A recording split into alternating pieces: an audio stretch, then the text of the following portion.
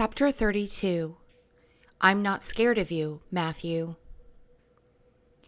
Sarah wanted to read aloud to Matthew Hoffman a letter she had written. Some, however, thought it would be too stressful and painful for her to do so, so instead, prosecuting attorney John Thatcher read it on her behalf.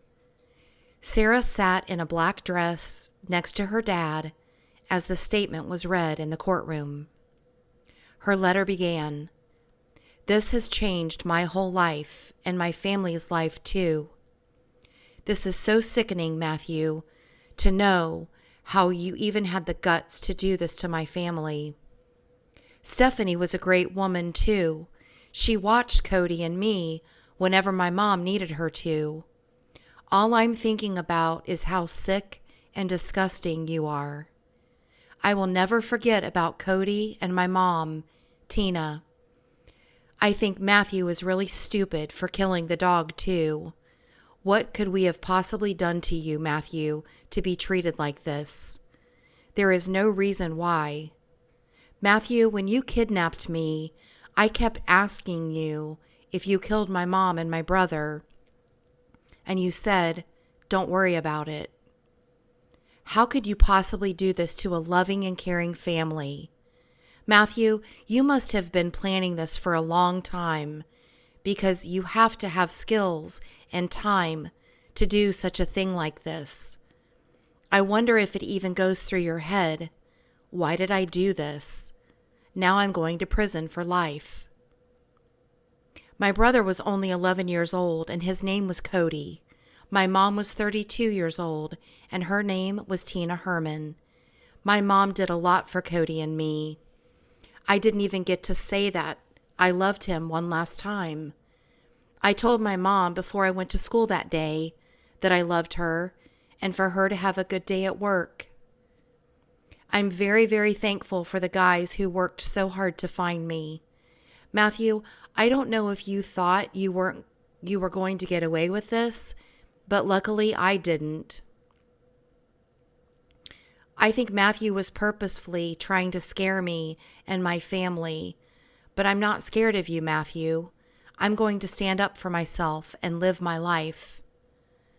When this happened on November 10th, 2010, all I was thinking about was if my family was okay and if I was going to be able to live. Especially when he was putting the ropes on me and I said, "Ow, that hurts." He said, "I don't care if your arms and legs turn purple." When I went to my room, I was going to call the police, but Matthew got in there just in time. I was so scared when Cody and I walked into the house that day. There was a huge patch of blood by the front door. My reaction was, "Oh my God." Justice will never be served. I will never be able to get my mom and brother back until I see them in heaven. Cody will never ever see our family again. There is so much stress in my life right now, thinking that another idiot is going to kill me or something. Matthew, I want you to know that you will never be forgiven by me. Some memories of Cody. He was a left-handed pitcher and he was really good. A whole bunch of people always told him how good a player he was. In life, he wanted to be a helicopter pilot in the Coast Guard. Some memories of Mom. She always made sure we were happy, and she went out and did stuff with Cody and me, even though she didn't have that much money. She always made sure we had heat in our house to stay warm, made sure we had food on our plates, nice clothes on, and that we had shoes on our feet. She was a really caring woman, and when someone needed help, she would take her time to go help them. I loved her as a mother, even though there were times we didn't get along. She loved dolphins and sunflowers. One thing she said to me, "Sarah, when I die, I want you to send me with the dolphins." I will tell you a little about me. I played softball for 3 years. I was so good at it. I played in the outfield and I played on the all-star team over the summer. I loved it. I'm almost 14. I enjoy my new school and the people there.